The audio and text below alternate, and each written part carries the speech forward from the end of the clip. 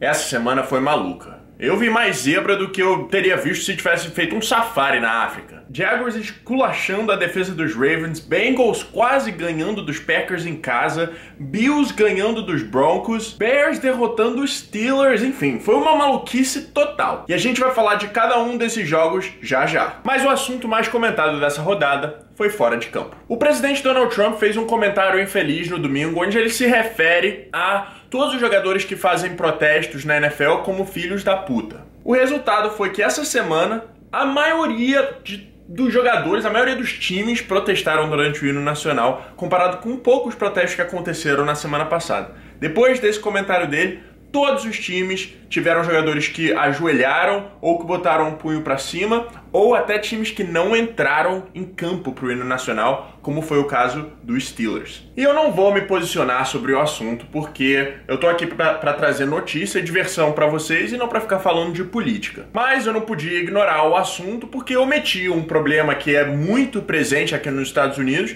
seria até amadorismo meu, eu tenho que, como notícia, eu tenho que passar pra vocês que isso aconteceu e que teve uma repercussão enorme no mundo da NFL. Eu ainda tô pensando se eu vou fazer um vídeo falando sobre isso, porque é um assunto muito mais complicado do que um simples discurso do presidente, mas enquanto eu penso, por enquanto, eu vou trazer pra vocês só o que aconteceu de melhor nessa rodada louca da NFL. Então, vamos que vamos!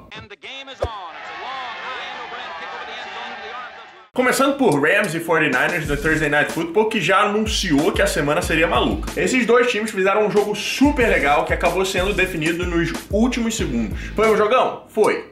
Foi de altíssimo nível?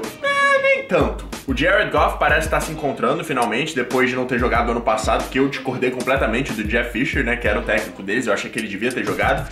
E o Todd Gurley tá se mostrando realmente uma força muito grande na NFL, um dos melhores running backs aí essa temporada, teve mais um jogaço, foram 3 touchdowns dele nessa partida, e o placar resumiu que foi um jogo de 2 ataques, As defesas não apareceram muito para jogar, e até o Brian Hoyer pareceu um bom quarterback, Agora com o Kyle Shanahan como head coach, que tem uma mente ofensiva brilhante, tá fazendo até o Brian Hoyer parecer um quarterback decente. Enfim, belo jogo para começar a semana. Aí teve o jogo mais bizarro da rodada, na minha opinião, entre Jacksonville Jaguars e o Baltimore Ravens lá em Londres. Os Jaguars sim melhoraram bastante esse ano, é inegável, Estão com um time bem melhor, com a adição do Calais Campbell na defesa, tá em uma linha defensiva respeitável também.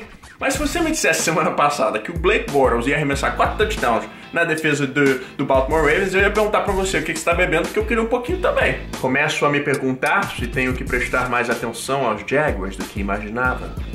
Meu Brownzão da massa me decepcionou mais uma vez. Eu fui iludido pela desnecessária preseason e agora a temporada de verdade começou mal mais uma vez. DeShone Kizer ainda fazendo péssimas decisões, foram 3 interceptações de novo, repetindo o número da semana passada, e ele com certeza está sentindo falta do Corey Coleman, que quebrou a mão e vai ficar fora umas semanas, que é o recebedor principal dele, Então, ele também tem que aprender a se livrar da bola antes de não tomar tanto sack. Do lado dos Colts, o Jacoby Brissett, que está substituindo o Andrew Luck, fez um ótimo jogo, ainda teve esse lindo touchdown corrido aqui com direito a spin move e tudo. O Andrew Luck, que eu ouvi hoje na ESPN, deve ficar fora mais pelo menos aí umas 3 ou 4 semanas. Então, torcedores do Colts, paciência, o Jacoby Brissett tá fazendo bons jogos, Eu acho que é um bom substituto sim pro Luck, que deve ficar fora mais um tempinho. Os Bills ganharam dos Broncos em Buffalo, e o Trevor Siemian, que tinha aparecido o Peyton Manning na semana passada contra os Cowboys,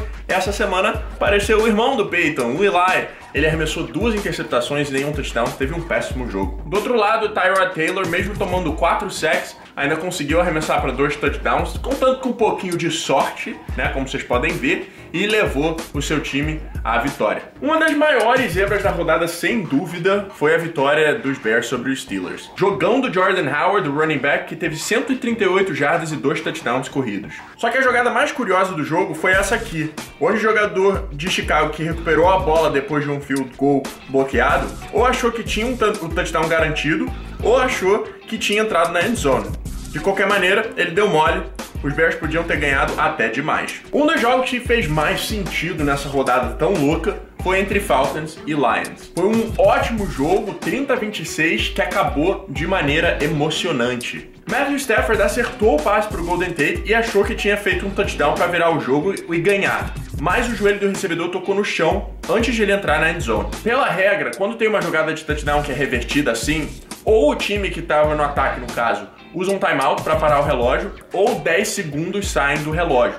Como os Lions não tinham mais timeouts, 10 segundos saíram automaticamente do relógio e, como só faltavam 8 segundos depois do fim da jogada, o jogo acabou e os Falcons ganharam. E quem diria que Case Keenum ia aniquilar a defesa de Tampa Bay? Quem ajudou muito ele foi o Stefon Diggs, que teve mais um grande jogo com 173 jardas aéreas e 2 touchdowns. Grande surpresa pra mim, e esse time de Minnesota parece estar bem melhor do que o do ano passado, incluindo essa linha ofensiva, ganhando até sem o Sam Bradford. Os Patriots ganharam dos Texans em Foxborough, mas tiveram uma certa dificuldade. O Deshaun Watson teve uma grande partida e quase conseguiu ganhar pro time de Houston, mas o problema é que do outro lado temos ninguém mais, ninguém menos que Tom Brady. Ele garantiu a vitória para o time de casa nesse arremesso na medida para o Brandon Cooks na pontinha da endzone fazer o touchdown, botando as duas pontinhas do pé dentro da endzone. O ataque dos atuais campeões do Super Bowl ainda continua muito bom, mas a defesa tá pecando muito, deixando esse fraco ataque de Houston fazer 33 pontos. Mais um milagre dessa semana, vitória dos Jets sobre os Dolphins. A defesa de Nova York jogou muito bem e praticamente anulou o ótimo running back